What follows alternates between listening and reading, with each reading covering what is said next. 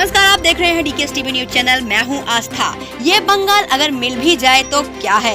संपादक की कलम से बंगाल में बीजेपी का जो प्रदर्शन होने जा रहा है वह अचानक नहीं है। देश के वरिष्ठ संपादक रहे दिवंगत श्याम आचार्य ने 2014 में जब बंगाल में बीजेपी की कुछ खास चर्चा नहीं थी तब बताया था कि संघ की वर्षों की सक्रियता के बदौलत बंगाल की सोच तेजी से बढ़ रही और आने वाले समय में बंगाल में बड़ा बदलाव नजर आएगा। जैसे कि चर्चा थी, पश्चिम बंगाल में अंतिम 8वें चरण की वोटिंग खत्म होने के बाद एग्जिट पोल के नतीजे आ गए हैं। इस बार बंगाल में बीजेपी और टीएमसी में सीधी टक्कर रही है।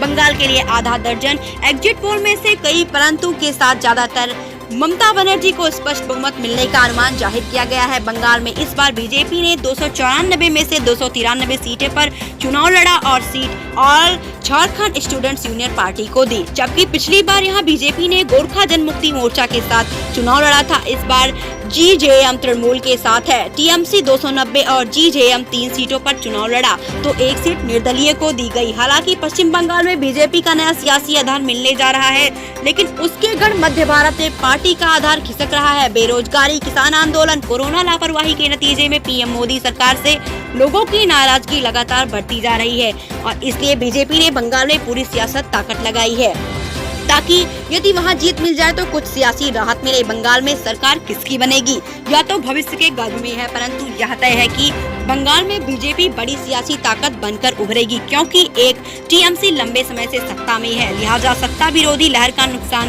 सीएम ममता बनर्जी को हो सकता है तो नई जगह पर अच्छे दिनों की सियासी ठगी आसानी से हो सकती है।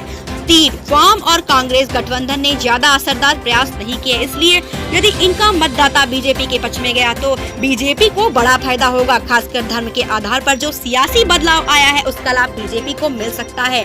लेकिन यह सवाल है कि ये बंगाल अगर मिल भी जाए तो क्या है। पहले दिन से कोरोना संकट को लेकर पीएम मोदी सरकार ने जो लापरवाही दिखाई है वह बेमिसाल है। इसलिए बंगाल की सत्ता भले ही बीजेपी हथिया ले, परंतु जनता को जो कोरोना जख्म मिले हैं उनका भर पाना आसान नहीं है। रही बात एग्जिट पोल की, तो राजनीति में दिलचस्पी रखने वालों के लिए यह बेहद मजेदार और मनोरंजन कार्यक्रम है और नतीजे वैसे ही जैसे तोता बताता है। फिर मिलेंगे अगली खास खबरों के साथ, तब तक के लिए नमस्कार।